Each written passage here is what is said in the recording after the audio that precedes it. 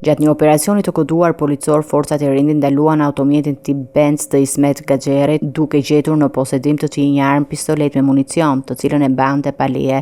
39 vjeçari u arrestua menjëherë për veprën penale të mbajtjes pa leje të armëve, ndërsa policia njofton se operacionet për parandalimin e krimit të armatosur vijojnë intensivisht. Gaxheri nuk është një emër i panjohur për autoritetet. Ai ka qenë i përfshirë në ngjarjen e Linzës në vitin 2015, ku u vra Anton Nikaj. Sipas hetimeve të asaj kohe, Gaxheri kishte shoqëruar Nikajin dhe ndërhyri gjatë një përleshje që më pas rezultoi fatale për Nikajin. Gaxheri vetë u plagos gjatë incidentit duke marrë goditje në pjesën fundore të pistoletës, ndërsa Nikaj u qëllua në qafë dhe humbi jetën menjëherë. Në ngjarje ishte përfshirë edhe Ervis Martina, i njohur si mbreti i lojrave të fatit, i cili rezultoi i zhdukur që nga gushti i vitit 2022. Pretendimet dyshohen se kishin lidhje me një borxh prej 20.000 eurosh mes Gaxherit dhe Martinajt, por të cilat më vonë janë mohuar nga veti plagosuri. Gjykata e apelit ka konfirmuar më vonë se vrasja e Nikajt u krye nga Emiliano Tashur, si rezultati i dhunës së përbashkët mbi Nikajin dhe Gaxherin, duke shtuar kompleksitetin e këtij rasti dhe lidhjeve të tij me rrjetin e krimit organizuar. Arrestimi i sotëm i Gaxherit rikthen vëmendjen e autoriteteve dhe publikut mbi aktivitetin e tij kriminal dhe sfidat e sigurisë në kryeqytet.